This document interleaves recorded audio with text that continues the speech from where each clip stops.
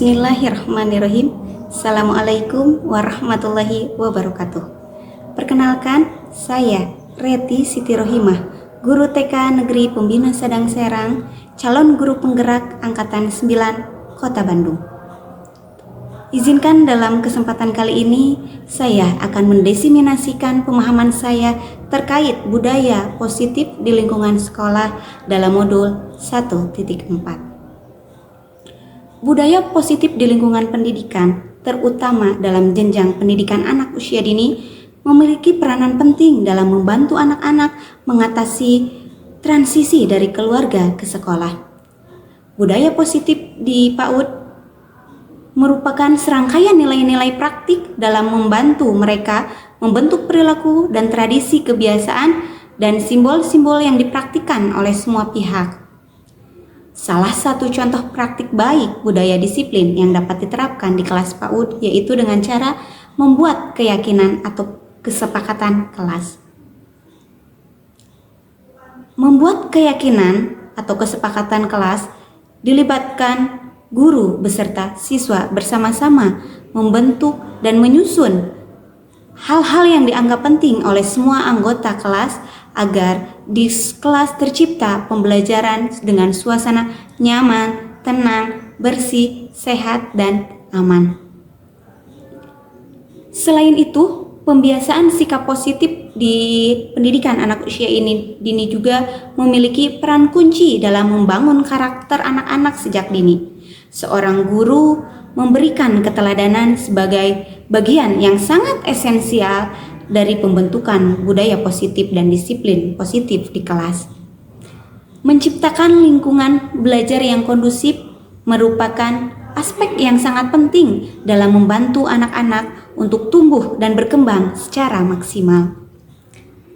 Selain itu, perlu ditekankan bahwa pentingnya menanamkan motivasi intrinsik dalam diri anak-anak, di mana itu semua akan memotivasi mereka untuk belajar dan berkolaborasi secara lebih efektif. Kolaborasi antara semua pihak yang terlibat dalam pendidikan, termasuk bersama orang tua, guru, masyarakat, sangat diperlukan. Hal ini diharapkan dengan adanya rasa saling percaya dan saling memiliki terhadap sekolah juga perlu ditingkatkan. Dan intensitas nilai yang kuat harus ada untuk memungkinkan pengawasan perilaku yang positif. Dalam pengembangan budaya kelas yang baik, perlu diingat bahwa itu semua adalah proses yang berkelanjutan. Semua adalah proses menuju kesempurnaan. Budaya positif dapat memberikan manfaat kepada individu dan kelompok yang ada di sekolah. Oleh karena itu, upaya untuk menciptakan dan memelihara budaya positif di lingkungan sekolah adalah suatu investasi yang sangat berharga dalam perkembangan anak-anak dan pendidikan mereka. Dalam hal ini, saya membuat dan melakukan aksi nyata. Yang pertama, saya bersama murid-murid saya di kelompok A2 usia 45 tahun bersama-sama membuat keyakinan kelas. Setelah sebelumnya, saya memiliki kesepakatan belajar dengan mereka. Di sini, saya mencoba membuat kesepakatan tersebut dirubah menjadi keyakinan. Hal yang kedua yang saya lakukan yaitu saya membagikan atau mendesiminasi praktik pemahaman saya kepada teman-teman rekan sejawat saya. Saya memberikan paparan terhadap nilai-nilai budaya positif di sekolah.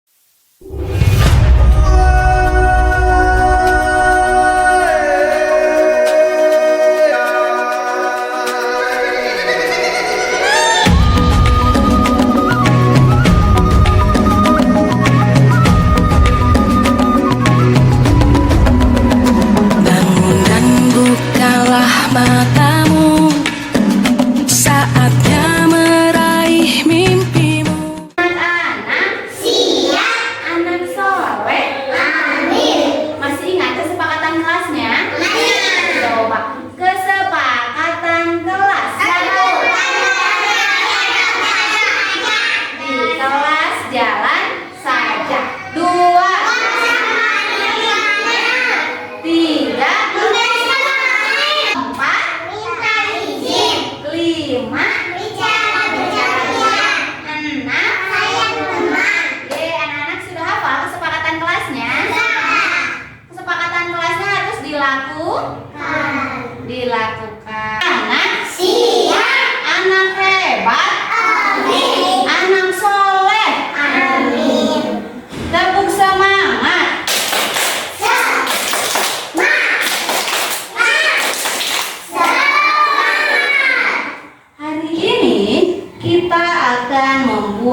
keyakinan kelas. Apa? Keyakinan kelas. Nah, sebelumnya, kalau sebelumnya kan anak-anak taunya kesepakatan. Kita akan rubah menjadi keyakinan.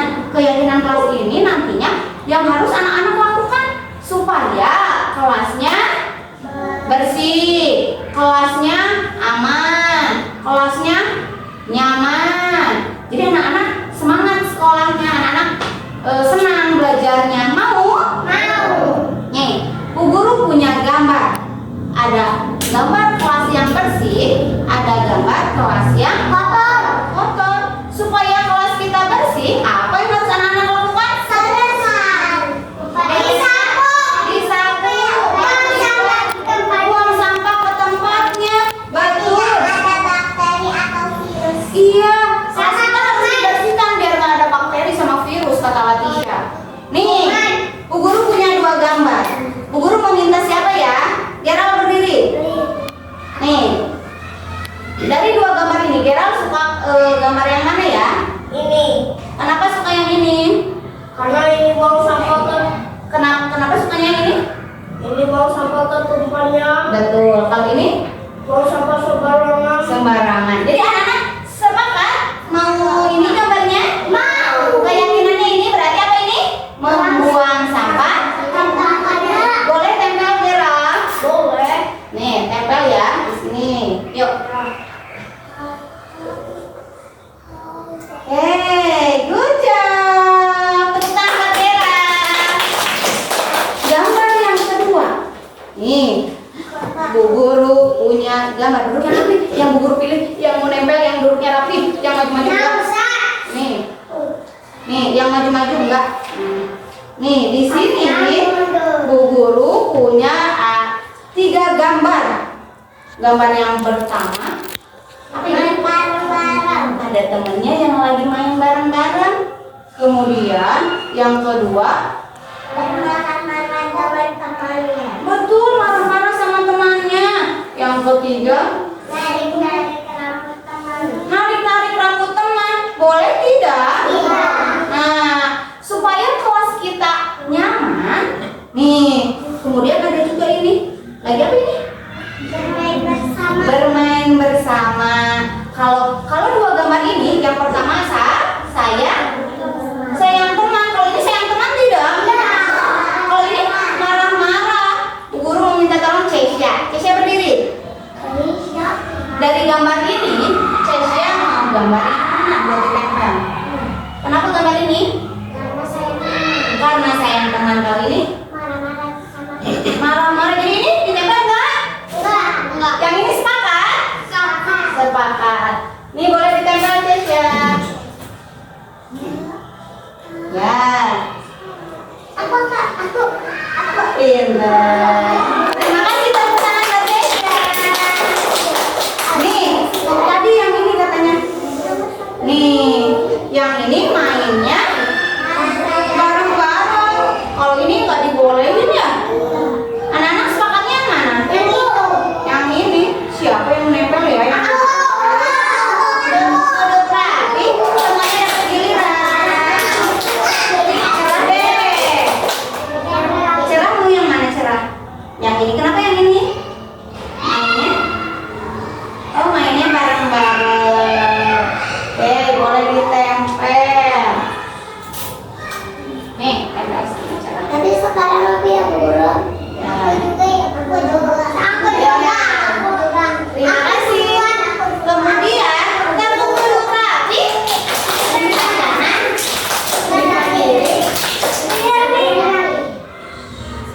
Ada lagi gambar nih. Guru ada gambar yang ini. Nih, ini gambar anak lagi ngapain ya? Lagi main lagi? Nah betul, yang ini lagi membereskan alat mainannya. Nih yang ini lagi membereskan mainannya. Kalau ini mainannya? Nih kelasnya anak-anak kalau suka kelasnya yang mana? Nah anak-anak berarti harus membereskan mainan. Kalau mainannya sudah dipakai dibereskan. Damar. Nih Damar suka gambar yang mana? Main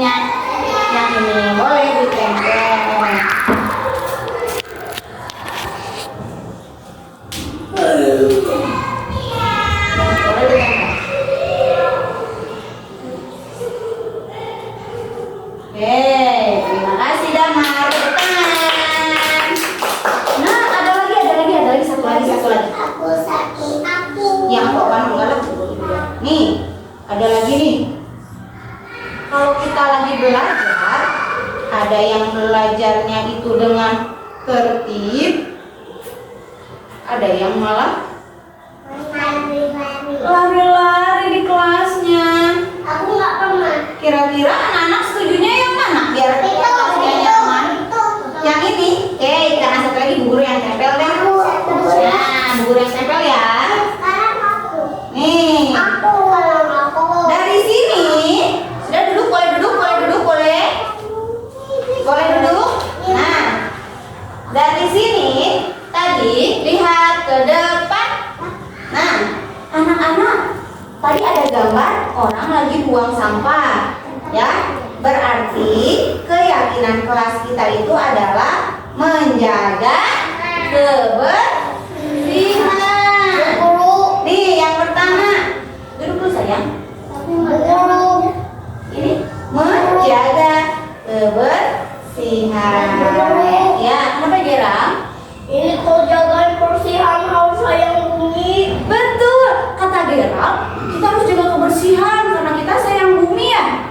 Jadi dari diri kita sendiri yang harus menjaga, dimulai dari kita jaga kelas kita supaya bersih. Kemudian tadi nih katanya kalau main harus bersama. Kalau main, kemudian kita harus sayang. Nah, berarti anak-anak punya rasa sayang teman. Siapa di sini yang sayang teman? Oke. Oh, sayang bu guru. Terima kasih. Bu guru juga sayang anak. Nih, sayang teman. Nih, kemudian tadi ini sayang teman dua-duanya ya. Nih, gambar ini dua-duanya sayang teman. Nih, tadi di kelas katanya supaya kelasnya tertib, belajarnya harus baik.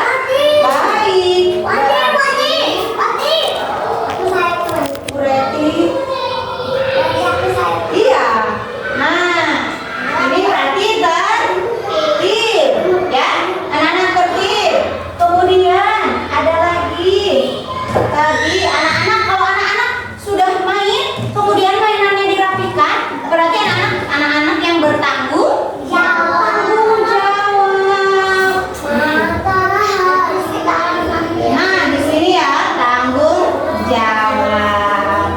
Nih, gabung duduk rapi, lipat kanan, lipat kiri. Kenapa seru nih? Ada keperluan?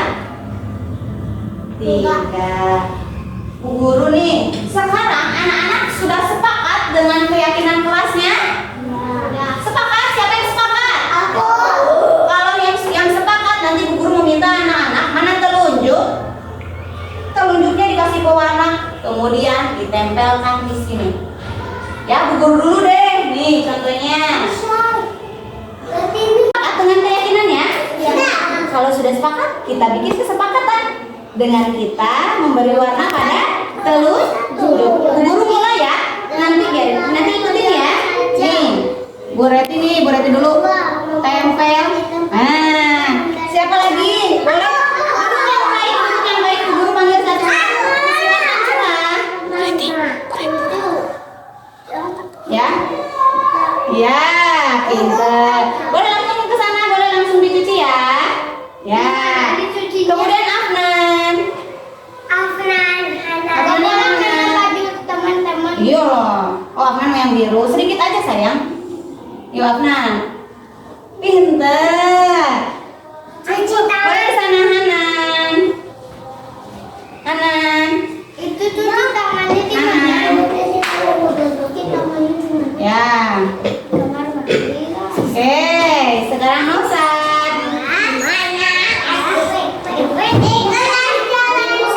Ya. Kemudian Afifah.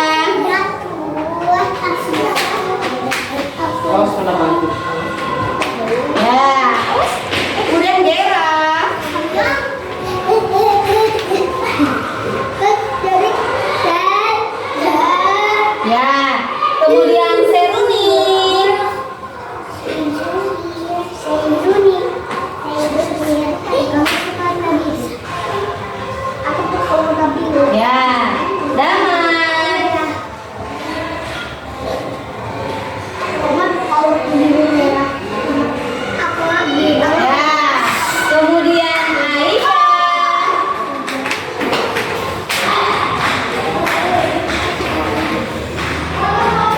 Ya, kemudian aman.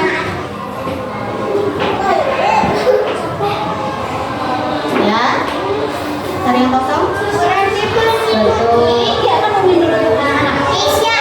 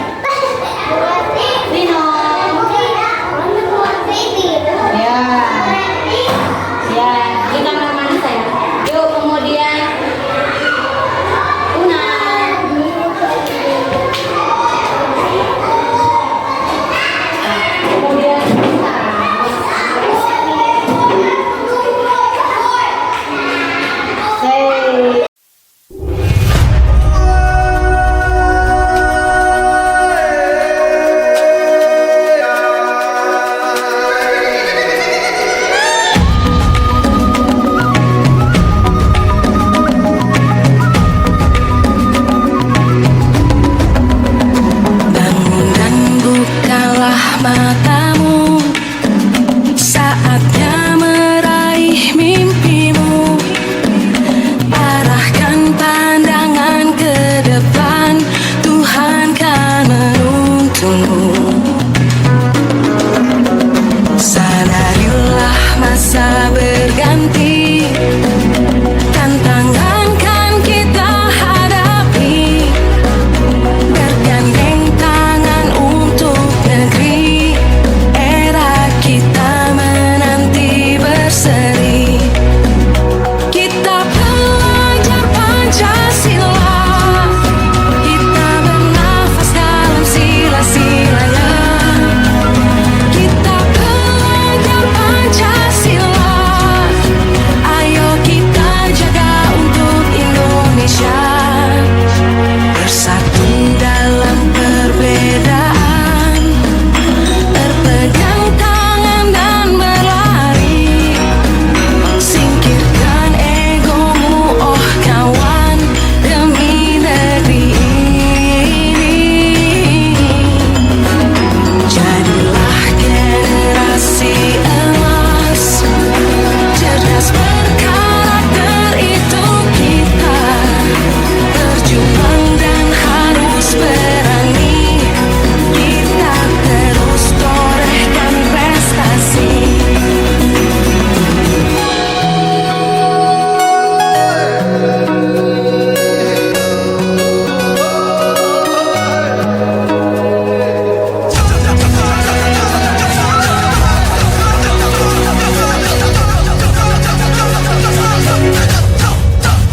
Kita belajar Pancasila, kita bernafas dalam sila-silanya.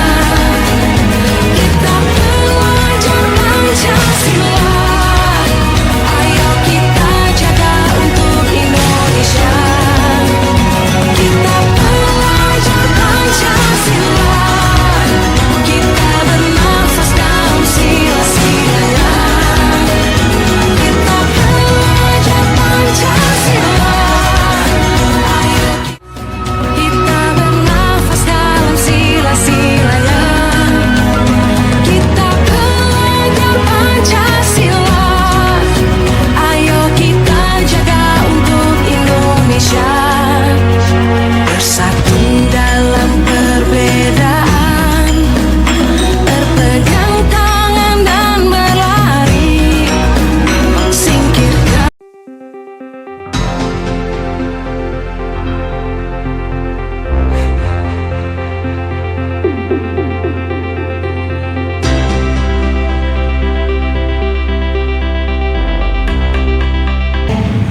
Bismillahirrahmanirrahim. Assalamualaikum warahmatullahi wabarakatuh. Alhamdulillahirabbil alamin wa bihi nasta'inu ala umuri dunya wa din wa ala alihi wa sahbihi ajmain. Amma ba'd. Puji dan syukur kita panjatkan kehadirat Allah Subhanahu wa taala karena atas rahmat dan karunia-Nya lah kita semua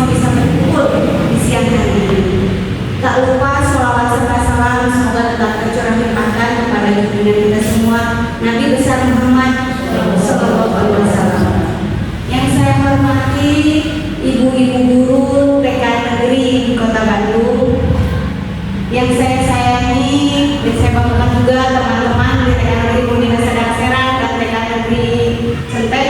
Saya aturkan terima kasih di sela siang harinya masih tetap semangat dan masih bisa membersamai saya di sini sebagai salah satu tugas dari pendidikan guru penggerak, yaitu diseminasi budaya positif di lingkungan sekolah kita.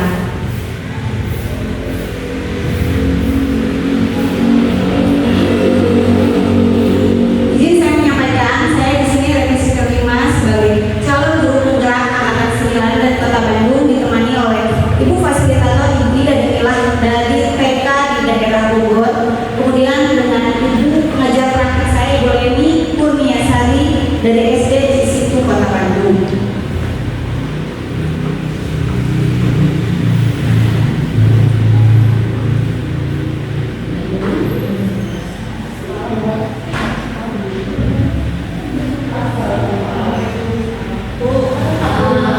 Ya, seperti diketahui ya, bagaimana sebelumnya kita sudah membahas tentang visi. Visi itu lebih kepada murid seperti apa. Sedangkan budaya positif di lingkungan sekolah itu kita mulai lagi memimpikan bagaimana suasana sekolah yang kita inginkan. Mari di sini kita bersama-sama memikirkan atau mencermati sekolah, suasana sekolah seperti apa, kemudian sikap guru yang seperti apa, tutur kata guru seperti apa, kemudian sikap guru terhadap murid, sikap murid terhadap guru itu seperti apa. Ada mungkin di sini salah satu atau salah dua yang mau berbagi pendapat untuk menjawab pertanyaan-pertanyaan saya seputar bagaimana sih sekolah yang ibu impikan, seperti apa sekolah yang ibu harapkan. Ada yang mau memberikan pendapatnya? Boleh. Bismillahirrahmanirrahim. Assalamualaikum warahmatullahi wabarakatuh. Saya dan teman-temannya akan menanggapi pertanyaan dari Ibu. Bagaimana suasana sekolahnya yang menyenangkan, yang aktif, menyenangkan, bahagia, membuat anaknya nyaman. Ya. Satu, bagaimana sikap gurunya? Kalian sikap gurunya harus ramah, menyenangkan, membuat anaknya dirindukan. Jadi yang dirindukan anak. Ya, banyak mungkin ada lagi. Ya, terima kasih Ibu Mae. Betul apa kata Bu Mae gitu ya. Sangat-sangat sesuai dengan filosofi pendidikan Bapak Pendidikan kita Hajar Dewantara, di mana bahwa tujuan adanya suatu pendidikan yaitu kita menuntun para peserta kita, murid kita untuk menemukan jati dirinya, untuk menjadi manusia-manusia yang berakhlak dan berbudi baik, di mana itu semua dapat kita wujudkan tadi dengan cara sekolah yang menyenangkan, menjadi guru yang dirindukan, serta tadi umumnya nyaman buat anak, ya. Nah, selanjutnya lingkungan yang positif. Bagaimana sih cara kita untuk mewujudkan lingkungan yang positif? Lingkungan yang positif ini akan kita dapatkan, akan dapat kita wujudkan ketika adanya suatu budaya dan karakter di satuan lingkungan sekolah kita yang nantinya menjadi kebiasaan yang baik dan nanti akan membudaya, sehingga nanti akan tumbuh lingkungan yang positif juga. Di sini saya akan berilustrasi sedikit ya Bu ya. Ini mungkin konsep inti yang akan saya bahas dalam budaya positif di sini. Yang pertama adalah tentang perubahan paradigma belajar. Kemudian ada disiplin positif itu sendiri, kemudian ada nilai-nilai kebajikan, kemudian ada kebutuhan dasar manusia, motivasi perilaku manusia, kemudian ada posisi kontrol guru, keyakinan kelas, dan segitiga restitusi. Di sini saya minta Ibu berdua ya Bu.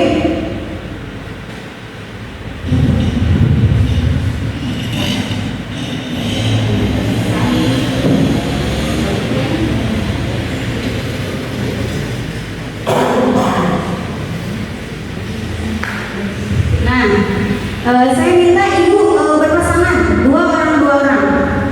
Nah, ini adalah kita untuk merubah paradigma kita. Ibu berdua antara si A dan si B. Silakan ibu mulai berdiri, boleh berdua. Kemudian di sini saya akan memberikan. Nah, di sini saya akan memberikan kertas satu. Ibu boleh berperan. Siapa yang menjadi si A, siapa yang menjadi si B? Ya. Silakan. Kemudian sekarang ibu boleh tuliskan hal yang menurut ibu paling berharga yang ibu punya, baik itu jabatan, keluarga. Salah satu gantian nanti coba. Siapa yang mau sebagai si A dulu nih? Si A itu yang menulis. Nah, saya yang tulis. Yang berharga itu apa? Boleh lihat. Jadi ya, yang menurut ibu berharga itu pokoknya apapun. Mau saya mau punya emas berlian, boleh ditulis. Nah, kemudian yang menulis dan ibu nanti yang menggenggam si barang yang berharga itu. Bukan ini kertas itu. Ya, ya satu dulu. Nah, kemudian si A kalau sudah nulis boleh dilipat-lipat kecil bu. Boleh dulu mau di. Pokoknya yang ibu bisa genggam. Nah, ibu genggam. Si A. Nah, tugas si B. Nah, di sini ibu yang B ya. Tugas si B di sini adalah dengan sekuat tenaga ibu mencoba mengambil kertas yang ada di genggaman si A. Nanti dulu, itu boleh dengan berbagai cara. Ibu memaksa, mau ibu merayu, membujuk, silakan. Ya. Nah, ya, so, di jalan ibu. Ya. Tunggu ya, boleh dibujuk dulu, boleh dibujuk, pokoknya sampai lemas gambarnya. Ya, terserah.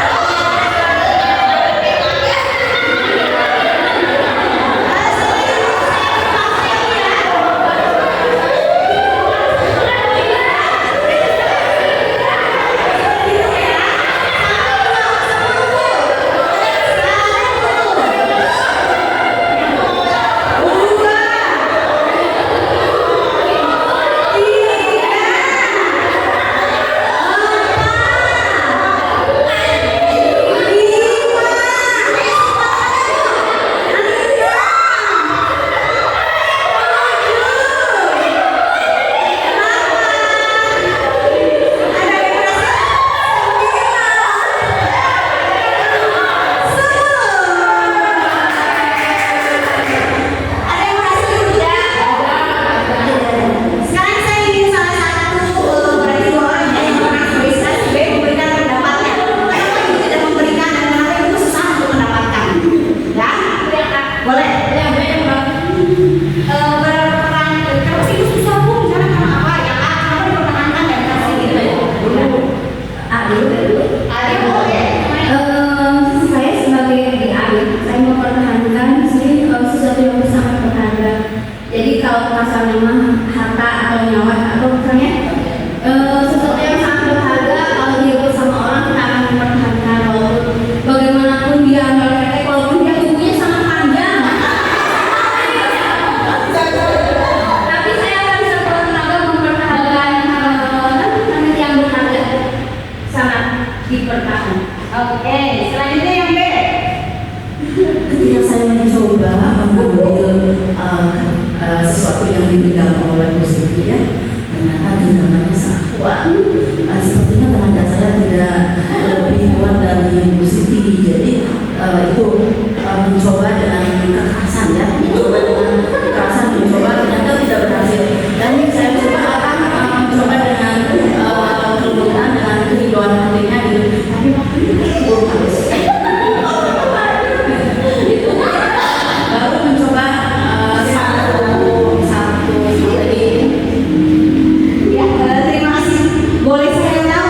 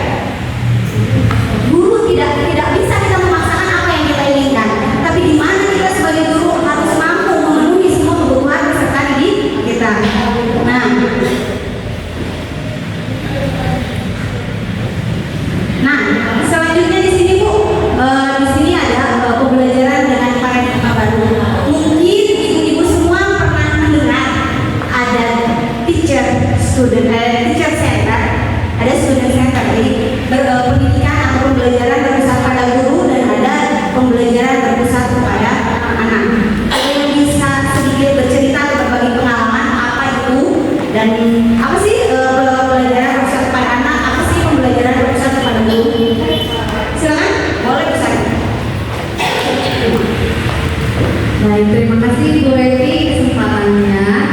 Mungkin saya berbagi pemahaman mengenai pembelajaran dan paradigma baru yang kalau sekarang itu lagi viralnya itu kurikulum anak, gitu ya, kan berpesan pada anak. Kenapa disebut dengan berpesan pada anak? Karena kurikulum ini memfasilitasi segala kebutuhan anak, gitu. Jadi kalau sebelumnya itu kurikulum itu lebih kepada bagaimana mewujudkan lembaga yang seperti apa, mimpinya ke lembaga, mimpinya ke guru dan sebagainya. Kalau untuk kurikulum sekarang itu bagaimana mewujudkan anak didik tersebut menjadi para penerus bangsa yang mereka berkembang sesuai dengan kebutuhannya, sesuai dengan perkembangannya masing-masing. Karena setiap anak itu tentunya memiliki model, mulai dari bagaimana gaya belajar juga pasti berbeda, bagaimana dengan tahap dan waktu perkembangan masing-masing anak juga berbeda, dan kita tidak diperkenankan lagi untuk memberikan pembelajaran yang sama rata semuanya. Mungkin itu kalau pemahaman untuk yang berpesan pada anak. Kalau untuk yang berpesan pada guru, jadi segala sesuatu sesuai dengan apa yang ada dalam mimpi guru tersebut, bukan untuk kebutuhan anaknya, tapi lebih kepada keinginan guru tersebut. Mungkin itu sedikit pendapat dari saya. Terima kasih. Ya, terima kasih Bu Sari sudah memberikan pendapatnya. Betul apa tadi yang dikatakan oleh Bu Sari, bahwa pembelajaran yang berpusat kepada anak itu lebih membuat anak, kita sebagai guru lebih memfasilitasi anak, gitu ya, terhadap kebutuhan dan minat anak.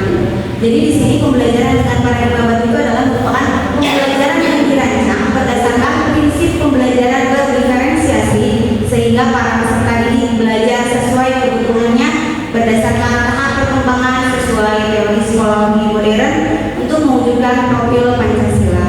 Di sini profil Pancasila ada berapa dimensi, Bu? Ada 6, sudah hafal semuanya?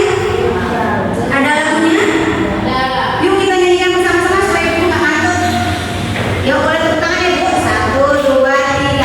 Belajar Pancasila, beriman dan bertakwa pada Tuhan Yang Esa, berakhlak mulia, berkebudayaan global, gotong royong mandiri, kreatif dan bernalar kritis. Lagi dong. Mau lagi? Boleh. Lagi siapa yang mau? Boleh berdiri, boleh. Biar lebih semangat. Biar tidak ngantuk. Oh ya. Siap. Yuk, yang tangan dulu ya. 1, 2, 3. Belajar Pancasila, beriman dan bertakwa pada Tuhan Yang Esa, dan berakhlak mulia, berkebudayaan global, gotong royong mandiri, kreatif dan bernalar kritis. Terima kasih Ibu, tepuk tangan untuk kita semua. Nanti bisa kita ajarkan di kelas ya Bu ya, supaya anak juga hafal. Jadi karakter apa yang harus mereka miliki. Di sini yang pertama adalah beriman dan bertakwa, di mana dalam nantinya pembelajaran ini kita harapkan para peserta didik kita mampu beriman dan bertakwa, mengetahui agama yang dianutnya, beribadah sesuai dengan agamanya. Kemudian ada mandiri ya Bu ya. Di mandiri di sini apalagi kita anak usia PAUD sangat-sangat dibutuhkan anak yang mandiri. Karena kenapa? Karena ketika seorang anak mandiri dengan sangat maksudnya mudah gitu untuk mendapatkan karakter-karakter selanjutnya. Selanjutnya ada bernalar kritis. Bernalar kritis di sini adalah anak mudah peka dan mampu berpikir lebih kritis terhadap apa yang sedang terjadi. Kemudian ada kreatif, kemudian ada gotong royong. Gotong royong di sini tidak hanya kita murid dengan murid, tapi dengan murid dengan guru, adanya kolaborasi dalam sistem pembelajaran. Kemudian berkebinekaan global. Kebinekaan global ini tentunya kita sudah tahu ya Bu ya, bahwa Indonesia terdiri dari berbagai suku, bangsa. Jadi istilahnya di mana si anak sudah mampu mengetahui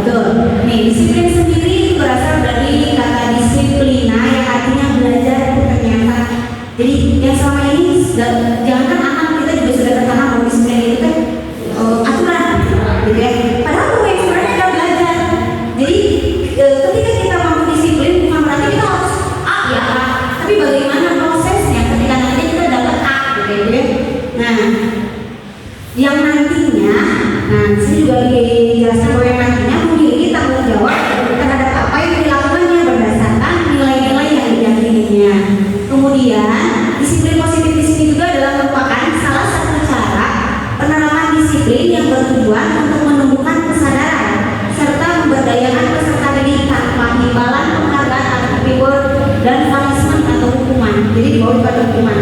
Nah, jadi disiplin positif ini tuh dalam disiplin positif tidak diberlakukan adanya punishment maupun reward itu ya Bu ya. Kemudian di sini sebagai pendidik, nah tujuan kita itu menciptakan peserta didik yang memiliki disiplin diri sehingga mereka berperilaku mengacu pada nilai-nilai kebaikan universal, memiliki motivasi intrinsik. Motivasi intrinsik itu adalah motivasi yang datang dari dalam diri kita. Dalam diri kita itu jadi langsung diyakini itu beda dengan ekstrinsik gitu. Kalau ekstrinsik kan biasanya adanya campur tangan orang lain. Baik itu kita melakukan suatu akte bukan dari kesadaran kita sendiri. Nah, kemudian di sini ada nilai-nilai kebajikan. Nilai-nilai kebajikan ini adalah merupakan suatu nilai yang disepakati bersama. Jadi nilai ini lepas dari suku bangsa, agama, bangsa maupun latar belakangnya gitu ya. Sebenarnya nilai-nilai kebaikan ini banyak yang saya dapatkan, cuma untuk kesempatan kali ini saya akan membahas 3 nilai kebaikan. Yang pertama itu dalam P5 ya Bu, di situ tadi yang kita sebutkan ada 6 dimensi. Kemudian ada juga dari Ibu Primarius Program di mana ada toleransi, rasa hormat, integritas, mandiri, menghargai, antusias, empati, keingin-tahuan, kreativitas, kerjasama, percaya diri dan komitmen. Kemudian dalam keterampilan hidup, life skill-nya, anak itu nilai-nilai kebaikan yang kita harapkan itu adalah dapat dipercaya, lurus hati, pendengar yang aktif, tidak merendahkan orang lain dan memberikan yang terbaik dari diri. Mungkin nanti nilai-nilai kebaikan ini akan lebih kita kaji, akan lebih kita dalami dalam membuat keyakinan kelas. Selanjutnya tentang kebutuhan dasar manusia. Kebutuhan dasar manusia di sini adalah sesuatu yang harus kita penuhi, karena ketika salah satu kebutuhan dasar yang tidak dapat kita dapatkan, maka di situ akan terjadinya perilaku-perilaku atau perbuatan yang kurang baik. Nah, kebutuhan dasar ini adalah segala sesuatu yang kita lakukan untuk mendapatkan apa yang kita inginkan. Seluruh tindakan yang kita lakukan ini memiliki tujuannya. Nah, sehingga semua usaha terbaik yang kita lakukan adalah dalam rangka agar kebutuhan dasar kita terpenuhi dengan baik. Kebutuhan dasar manusia itu pada dasarnya ada 5 kebutuhan dasar. Yang pertama itu adalah kebutuhan untuk bertahan hidup. Jadi di sini makanan, pakaian, tempat tinggal, keamanan dan kesehatan. Jadi jangan sampai misalnya di kelas kita melihat anak didik kita tiba-tiba nggak mau ngerjain tugas dan lantas kita langsung menegurnya Bu. Nah, alangkah baiknya kita lihat dulu apakah ada salah satu kebutuhannya yang belum terpenuhi, misalnya dia datang ke sekolah belum sarapan sehingga bikin dia lemes ke sekolah. Nah, makanya tugas kita sebagai guru adalah salah satunya adalah memenuhi semua kebutuhan dasar ini Bu. Nah, yang kedua itu adalah kasih sayang dan rasa diterima. Jadi anak juga sebenarnya sangat membutuhkan rasa diterima, diperdulikan, kerjasama, kemudian diterima menjadi bagian dalam suatu kelompok. Kemudian ternyata kebutuhan dasar manusia juga adanya penguasaan. Nah, penguasaan ini di sini yaitu harga diri, keinginan untuk dianggap pemimpin, berprestasi, diakui dan didengar. Kemudian ada kebebasan. Nah, ternyata kebebasan itu adalah kebutuhan dasar manusia. Ada mandiri, memiliki pilihan, mencoba hal yang baru, kemudian mampu mengendalikan anak dirinya. Yang terakhir ada kesenangan. Kesenangan itu adalah bermain, humor, antusiasme dan tertawa. Nah, di sini kan anak-anak kita kan juga bermain Bu. Jadi jangan sampai di kelas kita benar-benar serius gitu ya Bu ya, memberikan pembelajaran tanpa ada humor, karena anak itu juga salah satu kebutuhan. Jadi ketika adanya anak yang berperilaku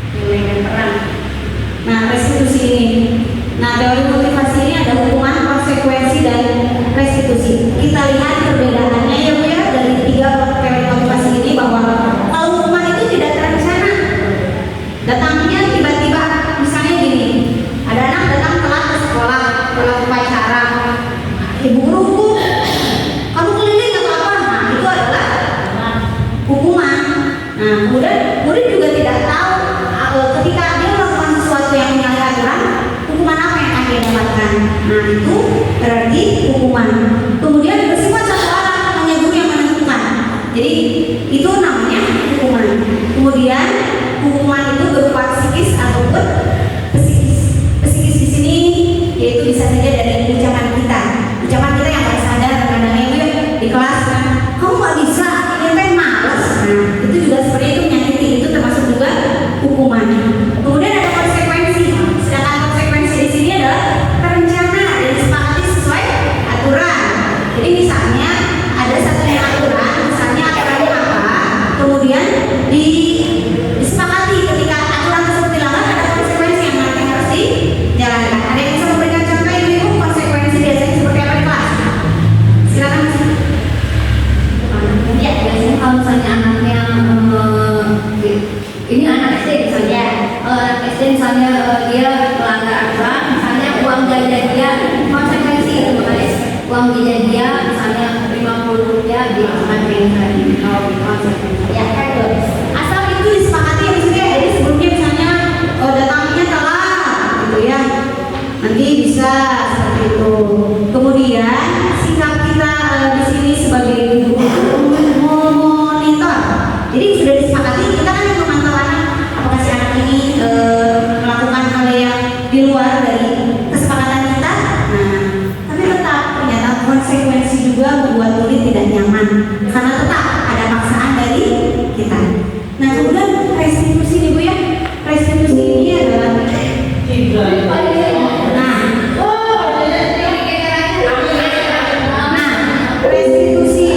di sini Bu.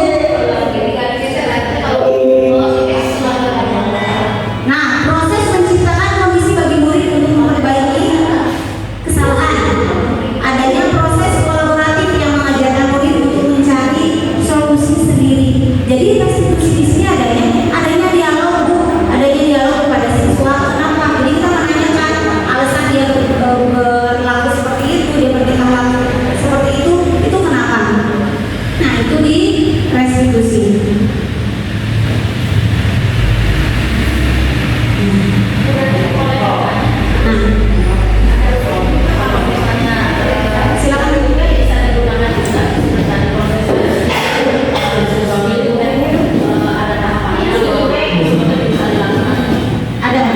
Mungkin nanti ceritanya oke ya. Jadi gini, kemudian nanti pertanyaan di akhir atau sebelum sekarang biar langsung aja. Tadi katanya kalau teman-teman ya teori motivasi tersebut berbeda, ada hukuman, ada konsekuensi, ada restitusi. Setelah kita pelajari, setelah kita telah hal yang berdampak baik dan akan menimbulkan kebaikan dan timbulnya nilai kebaikan dalam diri siswa itu adalah restitusi. Nah, nanti akan saya jelaskan ada poin saya di akhir itu mengenai segitiga restitusi. Ya, kalau misalnya yang hukuman itu sangat beda, kita terlihat akibatnya karena kita berdiri kayak yang membuat satu arah, jadi kan tidak tahu hukuman seperti apa nantinya. Kemudian kalau konsekuensi juga siswa masih tetap merasa tidak nyaman. Ya. Nah, sebagai seorang pendidik ada 5 posisi kontrol kita sebagai guru. Kita cermati bersama Bu. Ada pembuku, ada teman, ada pembuat merasa bersalah, ada pemantau dan ada manajer. Saya di sini mengajak ibu semua untuk merenung dan ada di posisi mana kita sebagai guru saat ini. Nah, semuanya betul Bu. Kadang-kala kita bisa jadi pembuku, kadang-kala kita menjadi teman buat murid-murid kita, kadang-kala kita hanya mantau. Ayo beresin kerjaannya dulu, terakhir. Nah, itu pemantau begitu ya. Nah, kemudian ada manajer. Kita lihat ya Bu ya. Ketika kita sudah melihat lima posisi kontrol ini, Ibu bisa menelaah ada di posisi mana kita sebagai guru. Nah, di sini Bu. Nih, ketika jadi identitas gagalnya itu kontrol dari luar berarti Bu. Ketika kita menghukum dan kita membuat orang merasa bersalah, posisi kontrol kita itu, nah itu ada di kontrol untuk menghindari hukuman. Jadi kayak Bu di sini ada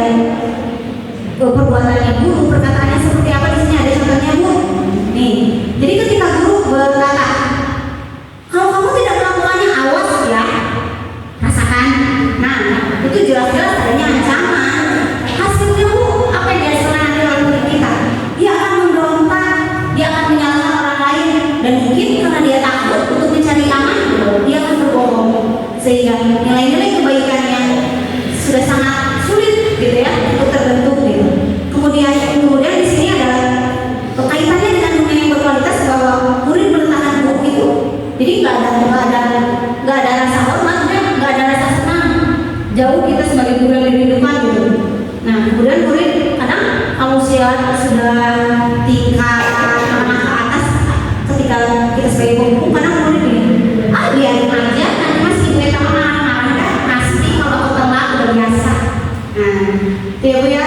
Kemudian dampaknya murid akan terus-terusan melakukan kesalahan, karena udah tahu hukuman tadi ya Kak. Saya pasti gitu. Nah, pembuku dan pembuat orang merasa bersalah itu hampir sama ya Bu ya. Jadi bedanya mungkin dari perkataan, cuma efeknya itu akan sangat sama. Cuma mungkin kalau pembuat orang lain merasa bersalah, nanti si murid kadang ada berbicara maaf Bu. Nah, jadi kita sudah menjelaskan seperti kamu kan tahu ibu tuh nggak suka kamu kayak gini. Kemudian ada lagi nih, ini posisi yang lumayan sukses Bu sebagai guru, yaitu di kontrol dari luar. Itu ada sebagai teman dan sebagai pemantau. Sebagai teman di sini adalah membuatkan alasan-alasan untuk murid. Kemudian ketika kita sebagai guru, ayolah lakukan demi ibu, ayolah bantuin bu guru. Nah, itu kita memposisikan diri kita sebagai teman. Nah, kemudian itu semua hasilnya apa? Kita membuat anak ketergantungan kalau kita terlalu dekat juga Bu. Nah, kemudian dikaitannya dengan yang berkualitas itu, murid meletakkan guru sebagai orang yang sangat penting di dunia yang berkualitas. Jadi kalau di sini tingkatannya sudah ada mulai berhasil ya Bu ya. Dari murid berkata, saya pikir Bapak Ibu teman saya, ternyata gitu. Jadi nanti ada kalanya ketika melakukan kesalahan, kalau kita memposisikan diri kita sebagai teman, maka akan seperti itu Bu. Nah, dampak muridnya murid akan lemah, dia akan tergantung pada kita. Kemudian ada pemantau juga. Di pemantau itu biasanya kita hanya sebagai supervisor anak, kita hanya memantau mengukur anak sejauh mana, kerjaan anak udah sampai mana, apa peraturannya gitu ya. Kemudian murid di sini ada kata-kata muridnya, kemudian dampaknya itu akan menitik beratkan pada sanksi atau hadiah. Kemudian identitas yang berhasil, yang menurut kita itu bagus, yaitu adalah kita memposisikan diri kita sebagai manajer. Kenapa? Karena ketika kita memposisikan manajer itu, kita selalu memberikan keleluasaan kepada anak. Kita mengajukan pertanyaan-pertanyaan gitu. Apa yang kita yakini, apa yang bisa kamu kerjakan untuk memperbaiki kesalahan. Jadi bukan perbuatan murid seperti itu. Jadi langsung kita bertanya apa alasannya, tidak langsung menyalahkan. Mungkin saja dia lagi lemas di sekolah karena lagi sakit, belum sarapan. Di sini saya memberikan contoh. Jadi ada contoh penerapannya ya. Mungkin kasusnya itu ada siswa kalau SMP, SMA itu kan biasanya saat hari Senin atribut sekolahnya harus lengkap. Nah, kita memposisikan diri kita nih ketika ada siswa yang tidak memakai atribut secara lengkap. Nah, di sini memposisikan diri sebagai penghukum. Kalau penghukum langsung aja, ayo kamu angkat bendera. Nah, kemudian membuat merasa bersalah. Dia cenderung akan membuat berapa kali saya kasih tahu gitu kan, berapa kali kamu mencoba ibu. Kemudian sebagai teman, jadi kita lagi merangkulnya ya, ayo dong ikuti aturan sekolah, tolong bantu sekali ini gitu kan, sudah tidak apa-apa sekarang, tapi jangan diulangi lagi ya. Nah, itu posisi sebagai teman. Nah, kalau sebagai pemantau, biasanya kita langsung ke poin. Kamu sudah melanggar aturan sekolah, kamu tahu kan konsekuensinya. Setelah upacara kamu beri ya atributnya untuk operasi, jangan diulangi lagi. Nah, itu pemantau. Kalau manajer itu lebih, apa kamu tahu kesalahan kamu? Jadi biarpun si anak menyadari pelan-pelan kesalahannya, itu mempersekali kita sebagai manajer. Kemudian kita menawarkan, kira-kira ketika kamu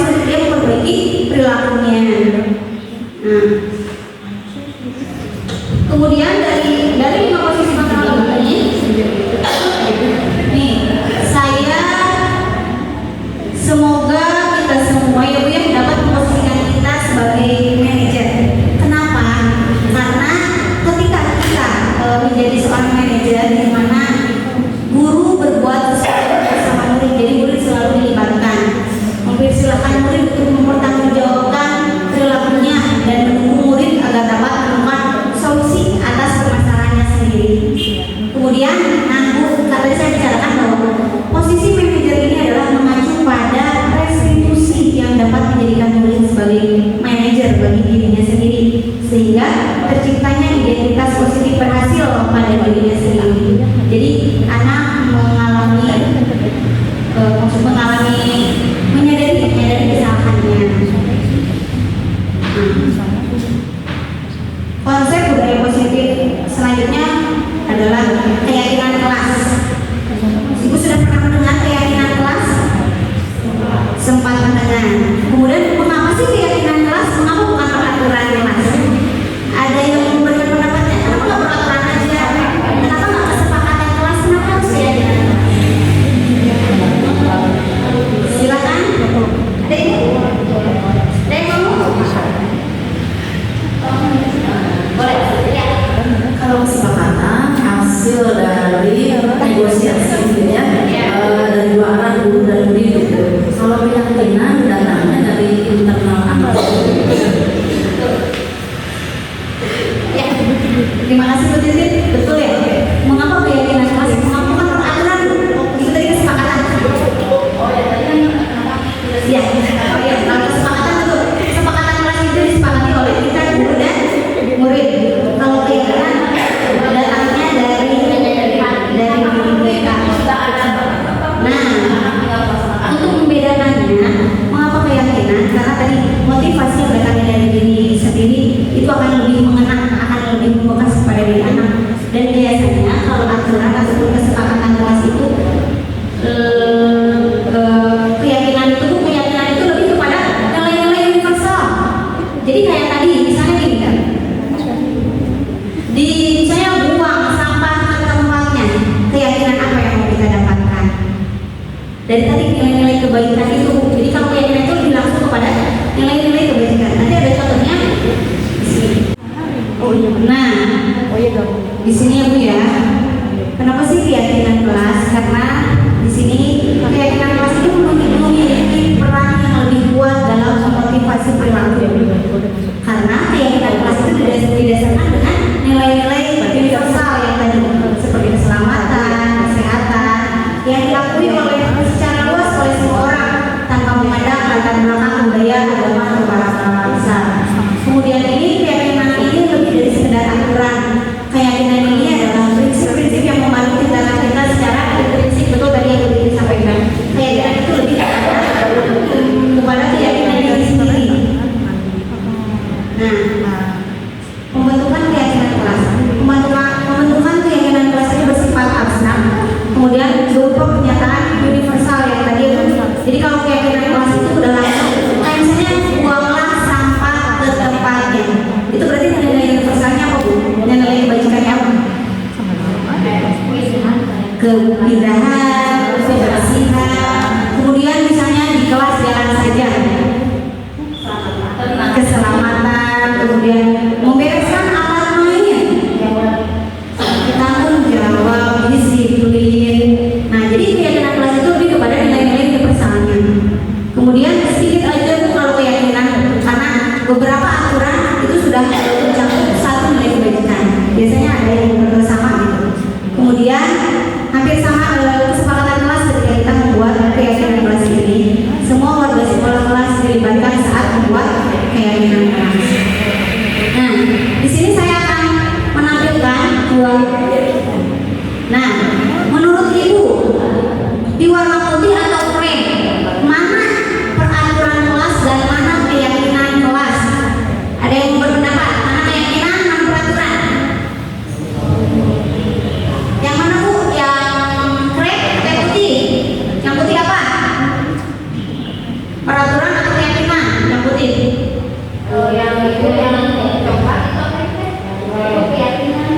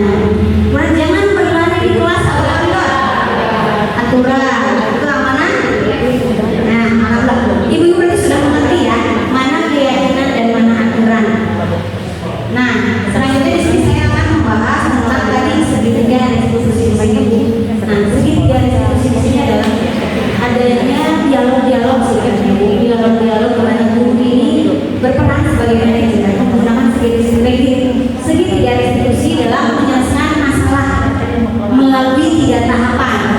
Yang pertama adalah menstabilkan identitas, yang kedua validasi tindakan dari yang salah, tindakan yang salah, kemudian menanyakan keyakinan atau menanyakan kesepakatan. Tujuannya itu apa sih dengan adanya segitiga restitusi ini? Nah, tujuannya itu adalah untuk menghasilkan murid-murid yang mandiri dan bertanggung jawab. Yang 26 malam, tanggal 26 malam. Ibu, 3 tahapan itu ada contohnya. Seperti yang pertama, kita menstabilkan identitas. Nah, menstabilkan identitas ini adalah berdasarkan prinsip membuat kesalahan adalah bagian dari proses pembelajaran kesalahan. Jadi, misalnya gini Bu, ada anak yang pukul, ada anak yang dorong. Nah, yang pertama kita tanya, oh, berbuat salah itu wajar. Kamu dorong teman kamu itu wajar. Tapi sebenarnya kita tanyakan dulu alasannya seperti apa. Nah, kemudian tidak ada manusia yang sempurna. Ini kalimat-kalimat dalam menstabilkan identitas yang dapat kita gunakan. Kemudian ada berdasarkan prinsip setiap perilaku berupaya memenuhi kebutuhan. Nah, di sini kamu pasti punya alasan mengapa kamu melakukan hal itu. Sebelumnya ibu sudah melihat video tentang segitiga restitusi yang saya buat dalam tugas sebelumnya dalam demonstrasi konseptual.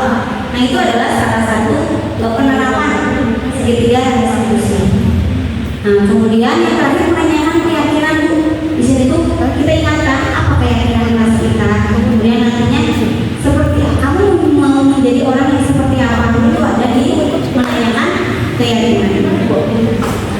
Nah, gimana, ada yang mau ibu-ibu tanyakan atau kita mau review dulu nih tentang apa yang telah saya sampaikan tadi, atau ada yang mau ditanyakan? Review ya Bu ya terhadap apa yang tadi saya sampaikan.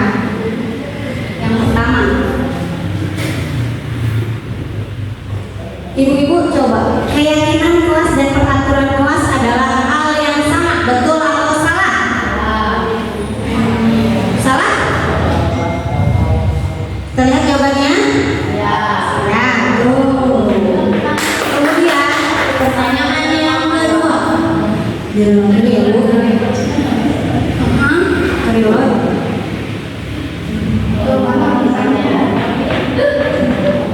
Pertanyaan kedua, keyakinan kelas berlandaskan nilai-nilai kebaikan dalam prinsip universal. Betul, kita lihat jawabannya. Kemudian, nah, kita review apa nilai kebaikan atau keyakinan yang diangkat dari aturan ini menggunakan helm saat mengendarai motor.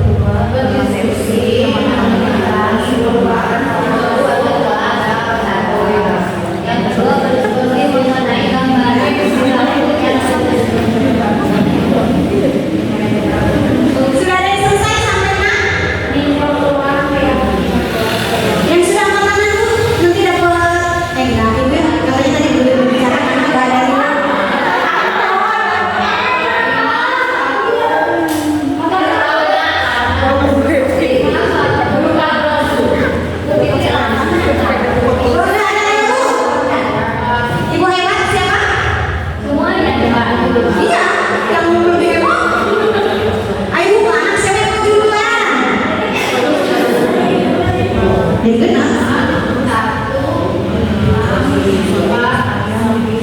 Sok dicatat dulu cadangan.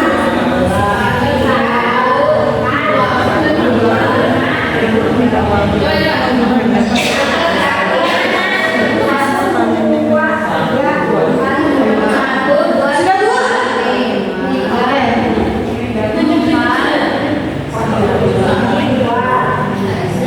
Kalau sudah berikan kepada saya, Bu. Silakan diberi nama. Ya, di sini aja mau sampai di mana? Satu, dua, tiga, empat, lima, enam. Ya, jadi sendiri, Bu. Ingat, Bu, motivasi perilaku kita tidak sudah. Bu Syari, Bu Siti. Wow, beda ini. Kalau beda seru. Ya, lagi yang beda. Beda.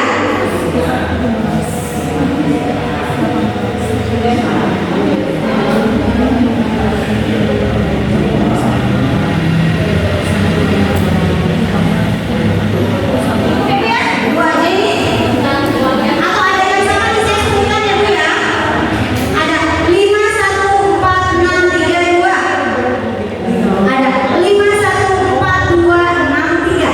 2, 6, 3. 5, 1, 5, 4. Oh, beda-beda semua. Kita lihat ya, Bu ya. 5, 4, 2, 6, 1, 3. Kita lihat. Dipegang ya, Bu ya.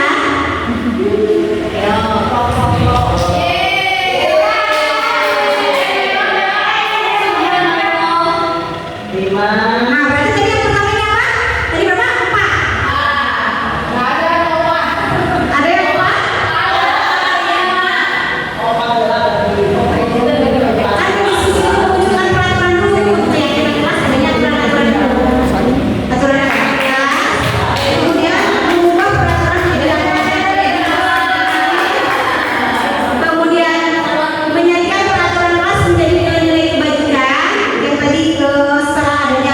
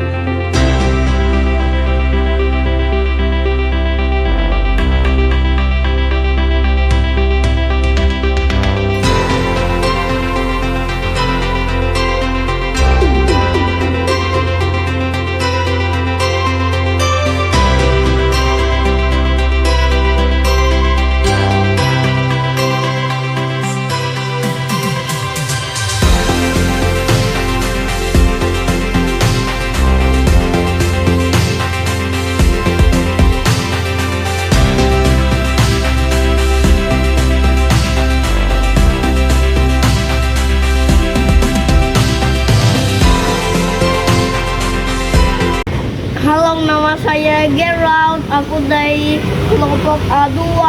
Aku senang di kelas A2. Tadi aku bikin yakinan kelas, jadi aku senang sekolah.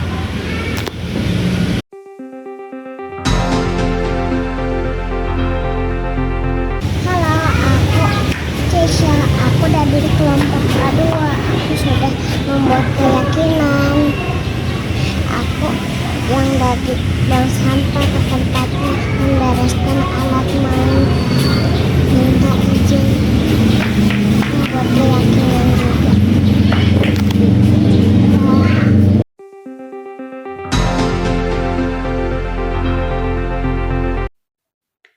Assalamualaikum warahmatullahi wabarakatuh. Perkenalkan, nama saya Nima Sari. Saya adalah rekan sejawat dari Ibu Reti Siti Rohimah. Pada kesempatan ini, izinkan saya untuk memberikan pendapat mengenai kegiatan desiminasi yang telah dilaksanakan oleh Ibu Reti Siti Rohimah. Tentu saja desiminasi yang telah dipaparkan oleh Ibu Reti sungguh memberikan insight kepada saya, terutama bagaimana budaya positif, disiplin positif itu diimplementasikan di satuan pendidikan tempat saya mengajar. Banyak hal-hal baru yang saya dapatkan, ilmu baru yang saya peroleh dari pemaparan yang telah Ibu Reti sampaikan. Mulai dari yang paling berkesan bagi saya adalah keyakinan kelas. Tentu saja yang biasa saya pahami adalah kesepakatan kelas. Ternyata ada istilah baru yaitu keyakinan kelas yang bagi saya itu adalah hal yang luar biasa. Bagaimana bagi saya itu merubah pola pandang, cara pandang, mindset saya ketika pembelajaran bersama anak, bagaimana membentuk karakter anak, tidak melalui hukuman atau konsekuensi, lebih kepada bagaimana disiplin positif diterapkan di sekolah. Baik Ibu Reti, saya ucapkan terima kasih atas ilmu yang telah diberikan. Semoga bermanfaat dan berkah selalu. Sukses ya Bu Reti. Assalamualaikum.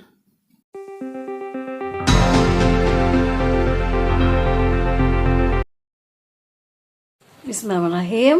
Assalamualaikum warahmatullahi wabarakatuh.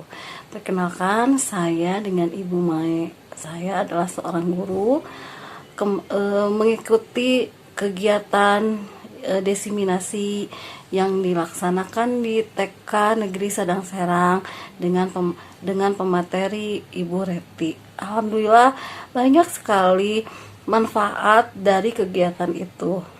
Di antaranya, guru semakin mengetahui pengetahuan yang belum didapat dan menjadi paham, sehingga guru akan melaksanakan kegiatan sesuai dengan pemaparan yang dilakukan oleh Ibu Reti.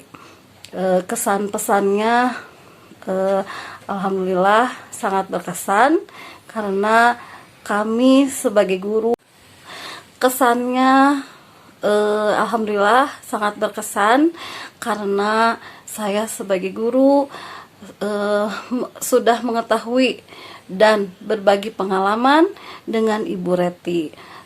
Pesannya semangat terus, pantang menyerah, sukses selalu. Terima kasih Bu Reti. Assalamualaikum warahmatullahi wabarakatuh.